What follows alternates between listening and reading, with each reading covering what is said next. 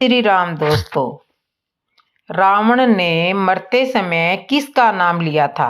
रावण ने मरते समय 3 बार राम राम नाम लिया था। सुनिए। जय श्री राम दोस्तों, रावण ने मरते समय किसका नाम लिया था? रावण ने मरते समय 3 बार राम नाम लिया था। यह घटना रामायण के युद्ध के अंत में हुई थी। जब रावण राम के हाथों मारा गया तो उसने अपने अंतिम क्षणों में अपने अपराधों के लिए पश्चाताप किया और भगवान राम के नाम का जाप किया। वह भगवान राम के महान गुणों और करुणा को स्वीकार करता था। उसने यह भी कहा था कि भगवान राम के चरणों में अपना सिर रखना चाहता है। रावण के मरने के बाद भगवान राम ने उसके शरीर के सम्मान के लिए सम्मान के साथ जलाया। उन्होंने रावण के पुत्रों को भी माफ कर दिया। रावण के मरने के समय राम नाम लेने का अर्थ यह है कि भगवान राम के महान गुणों और करुणा को स्वीकार करता था। वह भगवान राम के चरणों में अपना सिर रखना चाहता था। यह भी माना जाता है कि रावण ने अपने अंतिम क्षणों में भगवान राम से मोक्ष की प्रार्थना की थी। पहली बार मंदोदरी ने विभीषण से विवाह कभी नहीं किया। आप ही बताइए कि इस विवाह का किसी को पुराने कथाओं में जिक्र है? हम सभी उस सनातन संस्कृति में आते हैं जिसने लोगों को रहते हैं और बहुत चीजें पूरी दुनिया को सिखाई है, लेकिन आज हम अपने प्राचीन ग्रंथों पर विश्वास नहीं करते हैं। क्या रावण की मृत्यु के बाद मंदोदरी ने विभीषण से विवाह किया था? हाँ, राक्षस धर्म से इसे मानता है। साथ ही तारा ने भी सुग्रीव से विवाह किया। वानर धर्म भी इसे मानता है। मानव समाज में बहुत से समाज जो मूल्य मान्यता अभी भी जीवित है। राम कथा के अनुसार उपलब्ध और सभी राम कथाएं इस ग्रंथ के लिखे जाने के बाद संबोधित कवि या महात्मा द्वारा अपने अपने मत को प्रचलित तत्कालीन मान्यताओं के अनुसार लिखी गई है। प्रभु देखने वाले की भगवान के लिए जैसी भावना होती है उसे भगवान की वैसी ही मूर्त नजर आती है। जो इस प्रकार भगवान राम की अनंत लीलाओं की हर गाथा में हर बार कुछ ना कुछ अंतर होता ही होता है। अब रही बात इनमें से अधिकतर पुस्तक होने में भी जो हमें सबसे पुरानी पुस्तक यानी वाल्मीकि कृत रामायण को ही अधिकृत मानना चाहिए। रावण के 6ठे कांड युद्ध कांड के 108वें अध्याय के अनुसार राम युद्ध में विभीषण की बताई हुई विधि के अनुसार रावण का वध करते हैं। इसके बाद में विभीषण और मंदोदरी के विलाप वगैरह का वर्णन है। युद्ध कांड में 111 में अध्याय के श्लोक 102 के अनुसार राम विभीषण को रावण का अंतिम संस्कार करने के लिए कहते हैं। इस प्रकार रावण के अंतिम संस्कार का वर्णन सबने पुरानी राम कथा वाल्मीकि कृत रामायण में स्पष्ट रूप से आता है। हाँ, अभी श्रीलंका में रामायण रिसर्च स्टेटस यहाँ के पर्यटक मंत्रालय ने मिलकर यह खोज रिपोर्ट जारी की है कि विभीषण को रावण का शव सौंपे जाने के बाद रावण का अंतिम संस्कार नहीं किया था। दावा है कि श्रीलंका के रंगला के जंगली इलाकों में 8000 फुट की ऊंचाई पर रावण की गुफा स्थित है, जहां पर तपस्या किया करता था। उसी गुफा में आज भी रावण का सौरयामी के रूप में 17 फुट लंबे ताबूत में सुरक्षित रखा गया है। इस ताबूत के चारों तरफ एक घास लेप लगा है, जिसके कारण यह ताबूत हजारों सालों से जैसे का जैसा पड़ा हुआ है। हालांकि इस दावे का अभी तक कोई वैज्ञानिक परीक्षण और अध्ययन नहीं हुआ है। श्रीलंका के राजा रावण की मृत्यु के बाद मंदोदरी का क्या हुआ? कुछ नहीं हुआ। मंदोदरी ने डिम्बर डाउनलोड किया और उसके बाद और के मारे जाने के बाद उसकी बहन सर्प का क्या हुआ उसके बारे में मूल रामायण वाल्मीकि में स्पष्ट विवरण नहीं मिलता। हालांकि बाद में ग्रंथों में, पुराणों में और स्थानीय लोक कथाओं में इसके शरद मिलते हैं। इसमें जीवन के बारे में विभिन्न कथाएं प्रचलित है। वन में गुमनाम जीवन। कुछ कथाओं के अनुसार रावण की मृत्यु के बाद शूर्पणखा ने अपना जीवन अकेले जंगलों में बिताया। वह अपने भाई और परिवार के विनाश के कारण दुखी और क्रोधित हो गई है और उसने समाज से दूर रहना पसंद किया। शूर्पणखा की तपस्या। लोक कथाओं में यह भी सुना गया है कि शूर्पणखा ने अपने भाई रावण की मृत्यु का बदला लेने और शक्ति प्राप्त करने के लिए कठोर तपस्या। हालांकि कोई स्पष्ट कथा यह नहीं बताती है कि वह उसके सफल हुई या नहीं। बौद्ध धर्म की कथाओं में, बौद्ध धर्म की कुछ कथाओं में दशरथ जातक में सरपकना कला नामक राक्षसी शूर्पणखा नाम की राक्षसी विचित्र किया है। इस कथाओं में यह दुखी लेकिन शिक्षाप्रद जीवित संचित के रूप में प्रस्तुत की गई है। दक्षिण भारत की लोक कथाओं में, भारतीय लोक कथाओं में शूर्पणखा को एक सादृश्य नायिका के रूप में दिखाया गया है। वह रावण की मृत्यु के बाद में अपने बेटे से, कुछ कथाओं में से उसका एक पुत्र होने का उल्लेख है जो साथ अज्ञातवास में चली गई। प्रतिका नीच शूर्पणखा का जीवन एक प्रतीक है जो अहंकार, बदलने की भावना और अधूरी इच्छाओं के कारण जीवन में आने वाले कष्टों को दिखाता है। उसकी कथा हमें यह सिखाती है कि असमझ बोझ लबर्ट का क्या नाम था, इसके बारे में स्पष्ट जानकारी उपलब्ध नहीं है, लेकिन विभिन्न कथाओं में यह दर्शाती है कि वह अपने भाई के विनाश और उनके अपमान के साथ दुखद और अकेला जीवन जीने को मजबूर हो गई और इसी कारण से वह वन में रहने लगी। इसी तरह महादेव के गुणों में एक भृंगी है।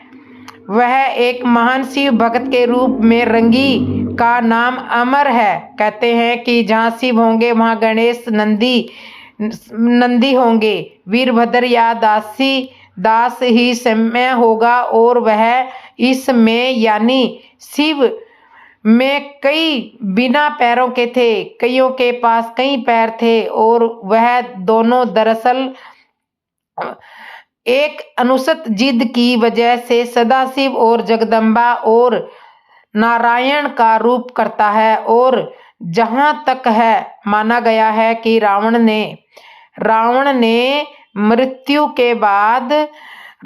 की मृत्यु के बाद मंदोदरी से विवाह कर लिया था।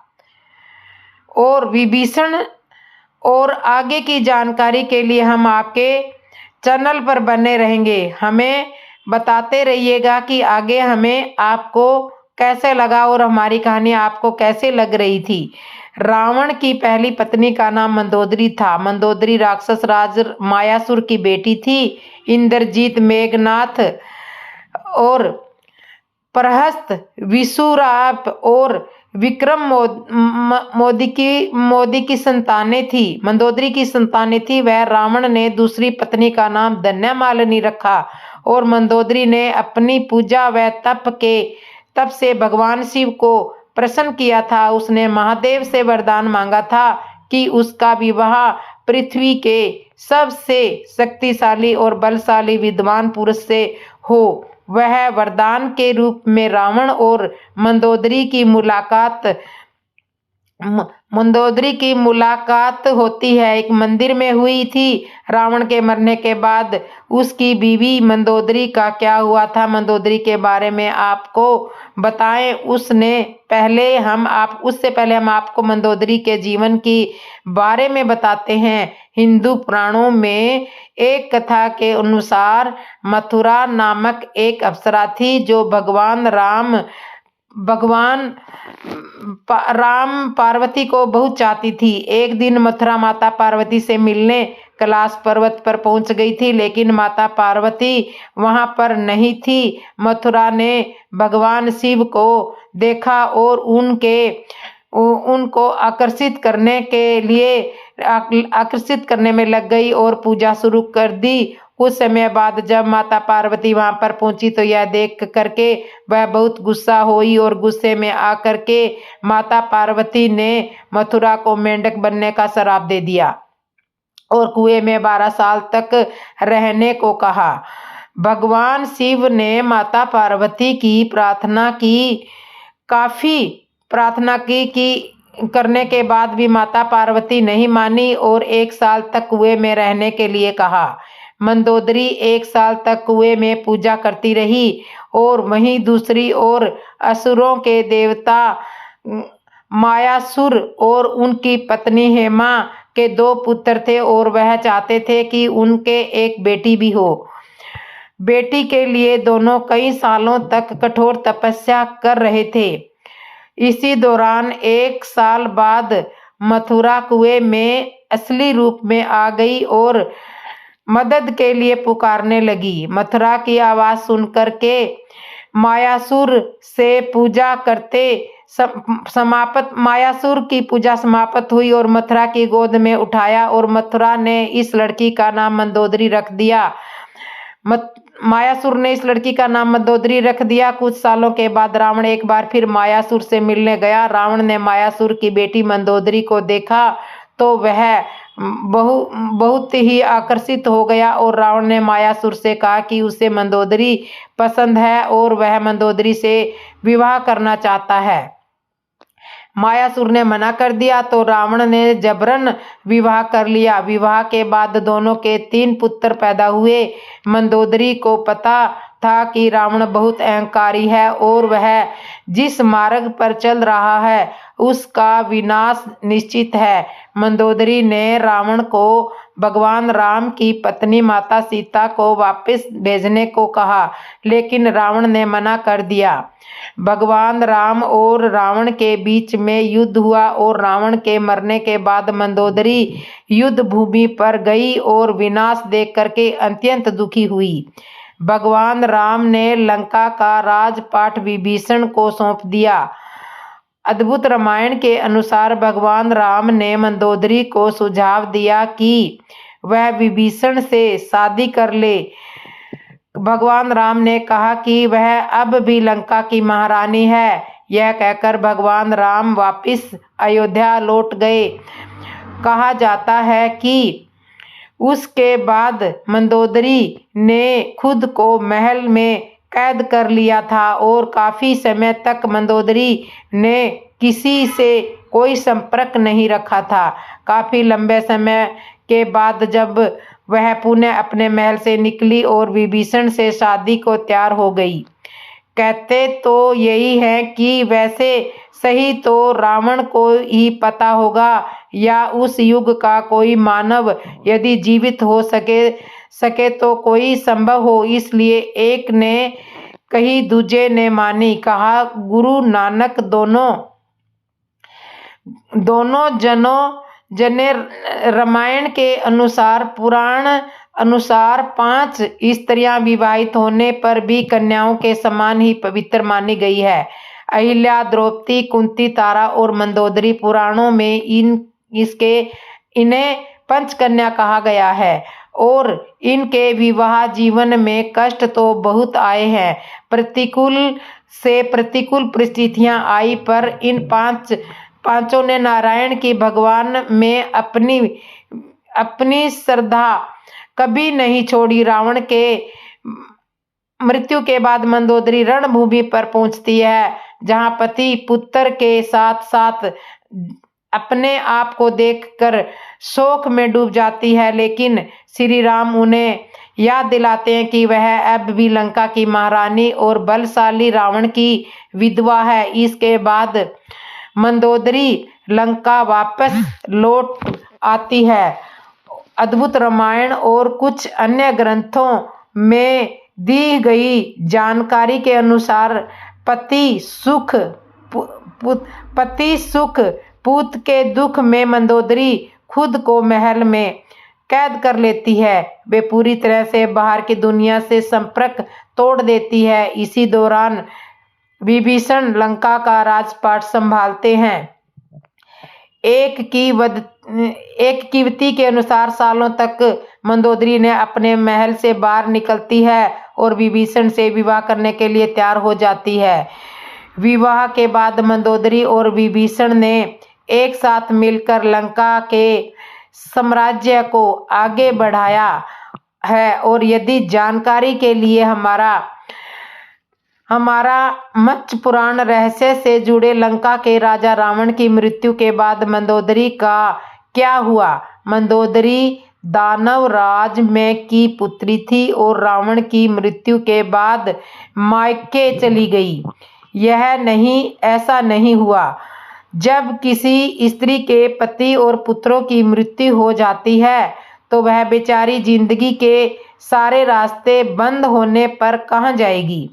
मायका या कटुबंदियों के बीच में रहेगी या कलयुग में वृंदा अवस्था और विधवा वृंदा आश्रम केंद्र तथा विधवा आश्रम की अवस्था है। और वह सब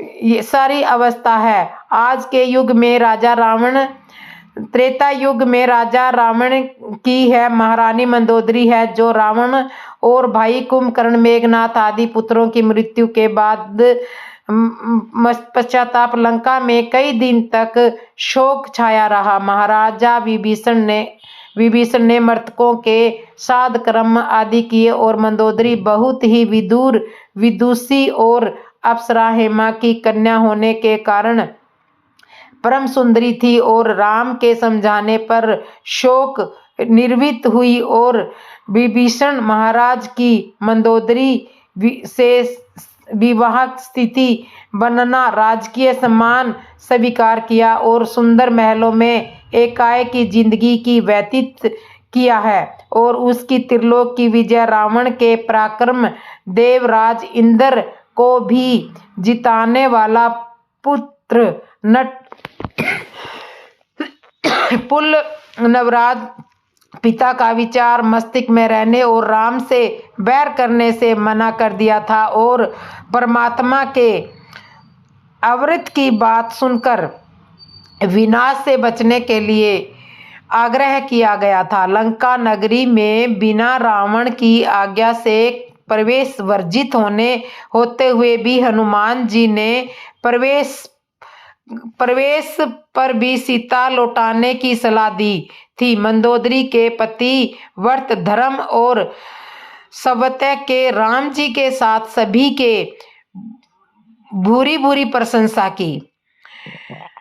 और आगे जब रावण सीता का हरण करके ले गया था तब भी मंदोदरी ने इसका विरोध कर सीता को पुण्य राम जी को सौंपने को कहा था, लेकिन रावण ने मंदोदरी की एक नहीं सुनी थी और रावण का राम के साथ मिलकर भयंकर युद्ध हुआ था। ऐसा माना जाता है कि राम रावण के युद्ध के मात्र एक विभीषण को छोड़कर इसके पूरे कुल का विनाश कर दूंगा।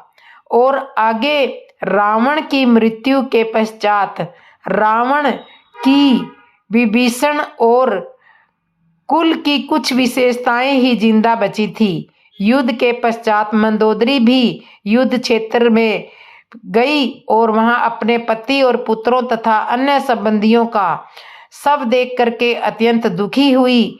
फिर उन्होंने प्रभु श्री राम की ओर देखा जो अलौकिक आभा से युक्त दिखाई दे रही थी और राम जी ने लंका के सुखद भविष्य हेतु विभीषण को राजपाट सौंप दिया। कहते हैं कि अद्भुत रामायण के अनुसार विभीषण के राज्य अभिषेक के बाद प्रभु श्री राम ने बहुत ही विनती से मंदोदरी के समक्ष विभीषण से विवाह करने का प्रस्ताव रखा। साथ ही उन्होंने मंदोदरी को यह भी याद दिलाया कि वह अभी भी लंका की महारानी और अत्यंत बलशाली रावण की विधवा है। कहते हैं कि किसी उस वक्त को उन्होंने इस प्रस्ताव को कोई उत्तर नहीं दिया था। जब प्रभु श्री राम ने अपनी पत्नी सीता और भाई लक्ष्मण के साथ अयोध्या वापस चले गए थे, तब पीछे से मंदोदरी ने खुद को महल में कैद कर लिया था और बाहर की दुनिया से अपना संपर्क तोड़ दिया था। कुछ दिनों बाद वह पुनः अपने महल से बाहर निकली और विभीषण से विवाह के लिए प्रस्ताव रखा और विवाह किया।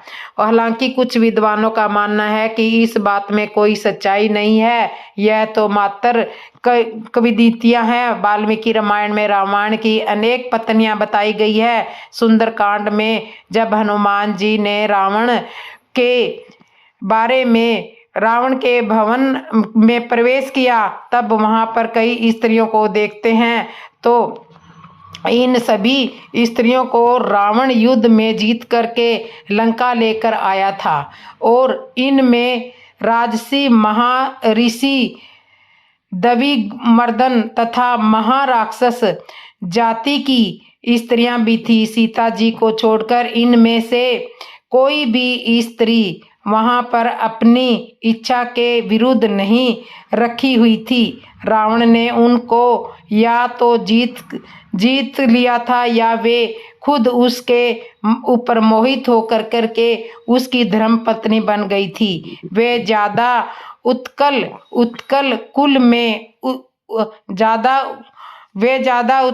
कुल में जन्मी हुई, इसका अर्थ रूपवान है। और मंदोदरी रावण की पटरानी थी और राक्षस कुल में जन्मी थी। रावण की मृत्यु के बाद वह विलाप करती रही और जिस पर वाल्मीकि रामायण में एक पूरा अध्याय है, किंतु इसके बाद मंदोदरी का क्या होता है वाल्मीकि रामायण में इस पर कुछ नहीं बताया गया है। और कुछ पोस्ट पढ़े हैं जिसमें लोग यह बताते हैं कि मंदोदरी विभीषण के साथ विवाह हो जाता है, पर मैंने ऐसा वाल्मीकि रामायण में नहीं पढ़ा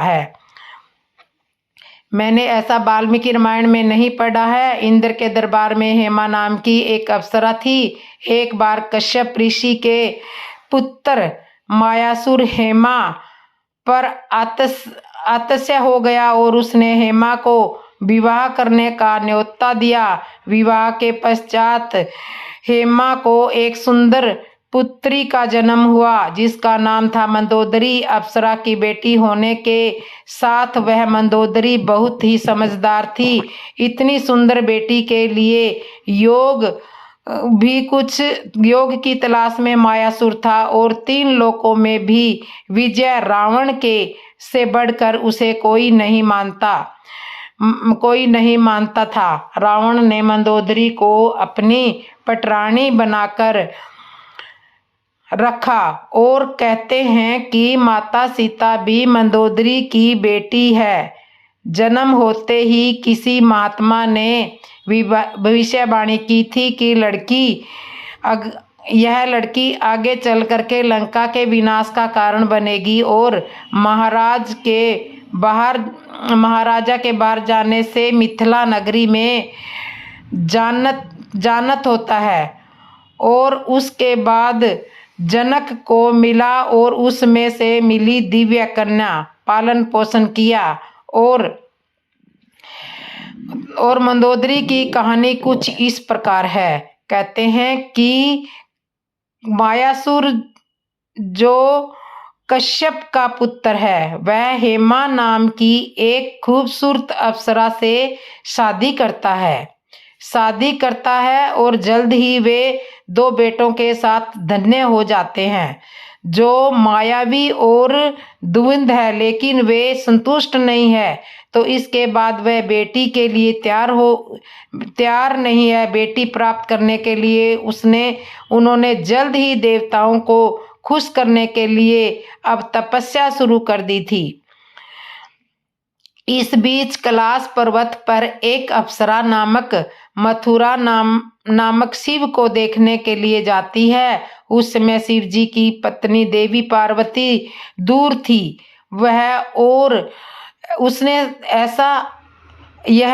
एक ऐसा है कि देवी एक तरीक से उसके मथुरा भगवान राम और देवी को बहुत गुस्सा आता है और देवी को बहुत गुस्सा आया तो वह मथुरा को अपने आप श्राप देती है। वह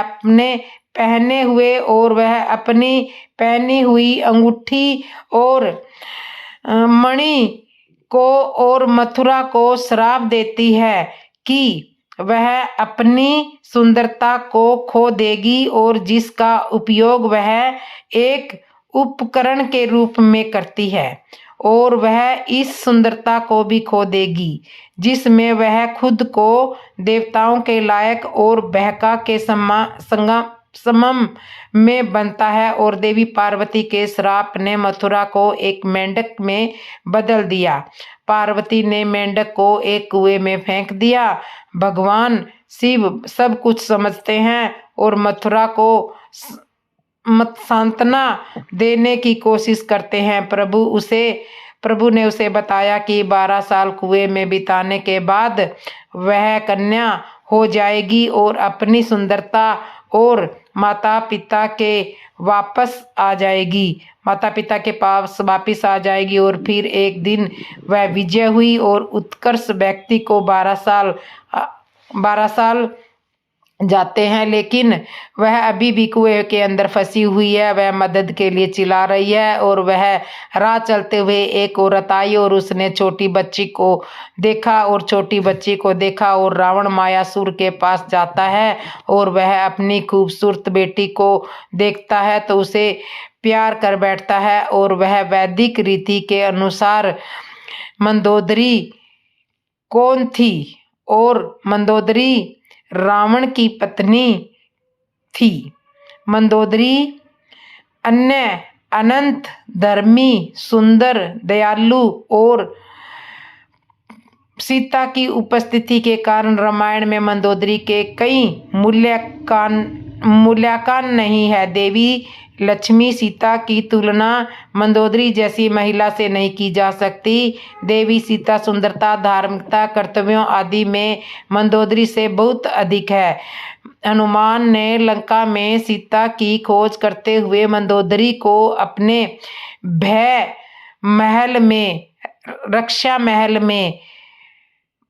रक्षा में रावण के पास आते ही देखा कि वह सीता की छोटी यह सीता, लेकिन उन्होंने भगवान राम की सीता के बारे में और राम के बारे में कुछ एक अधर्मी यंत्र नहीं है। और रावण की हार के बाद मंदोदरी को अकेला छोड़ दिया गया। भगवान राम को पता था कि वह एक दिन बहुत ही धर्मी व्यक्ति और सभी दुखों के लायक नहीं है, इसलिए उसने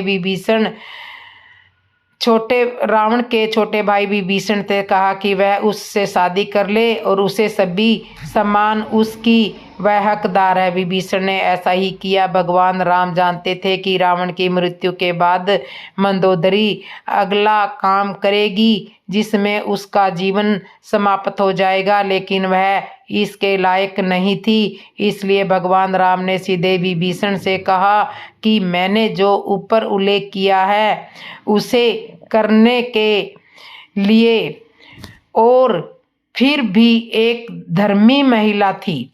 वह अपने महत्वपूर्ण गुण और अपने रामायण में अपना स्थान बनाया।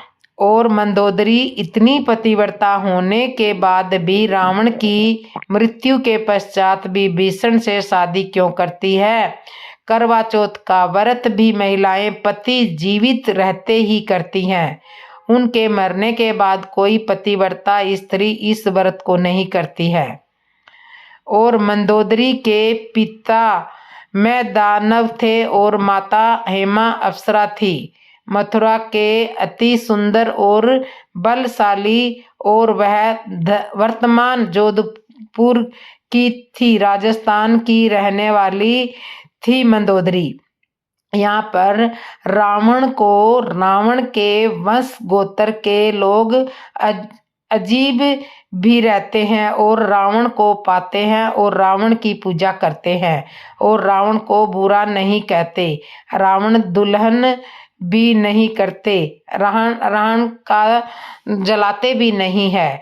रावण मृत्यु का ज्ञान पुरुष का है, वह कर्म विख्यात है और महापाप को होता था। और जय सिया राम। दोस्तों, आपको ये कहानी कैसे लगी, अच्छी लगी है तो कमेंट में बताना। और जिसने मेरे चैनल को सब्सक्राइब नहीं किया, सब्सक्राइब करना, लाइक करना, कमेंट करना और बेल आइकन बटन तो ज़रूर दबा लेना। जय श्री राम दोस्तों।